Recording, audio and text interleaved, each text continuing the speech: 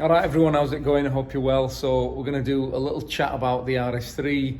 I'm going to tell you about a couple of things that I don't like. It's not going to be one of those videos where, you know, the guy is just being a whiner and everyone's like, what a knob, what such a good car, and all he's doing is nitpicking. So I'm not a nitpicker, but no car is perfect, and there's a couple of things about this car that are not perfect, but they're not major things. So let's get started. So the first little gripe, and it is a little gripe, and it's more so the fact that I own the sedan, not the Sportback, because you can't buy the Sportback here in Qatar. They don't offer it. What they do offer is the sedan only. Now with the sedan, or the saloon, in terms of boot space, it's quite good in terms of depth because you can put the back seats down. But it's this opening here, which is a little bit tight. And sometimes when you're stacking things up, like the other day I went to IKEA, we had loads of flat pack stuff, and it was catching on the speaker here. That's hanging down, this guy. And it just meant that we couldn't get enough stuff in this way as we would have liked. But that's a small gripe. It's not the end of the world, really. So, little issue ran into.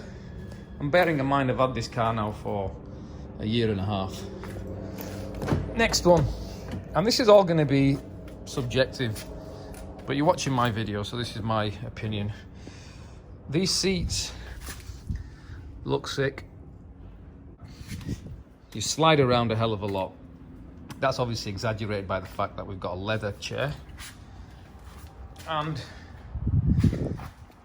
these side bolstering here and here are just not tight enough, which leads to a lot of movement when you're going around corners.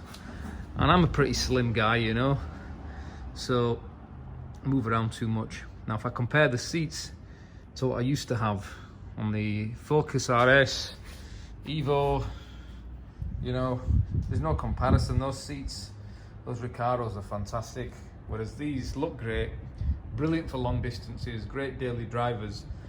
As soon as you start flying around corners quick, you're all over the place. Well, I am anyway, because I'm slim. If you're fat, or if you're just bigger, you might not have that issue. So that's the other little gripe. Let's come inside. What are we going to talk about in here? Interior-wise, the car's tip-top. I do like it. In terms of compartment space, I've never had a problem. Got enough compartment space. Transmission on the stock car is not great, I'll be straight with you. It's a bit sloppy, it makes loads of noises, it clunks about, especially at slow speeds in like a car park. Sometimes it judders and it jerks. It doesn't like going slow, it doesn't like pootling about, it wants to be, you know, ragged hard, it wants to be driven. So that's an issue. But one way around it is getting the TCU tuned, which I've had done anyway.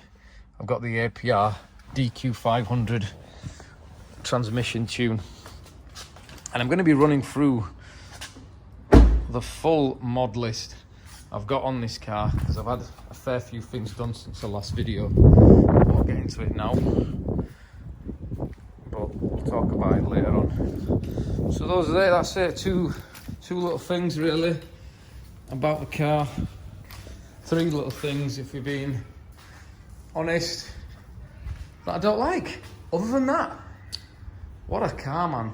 What a car.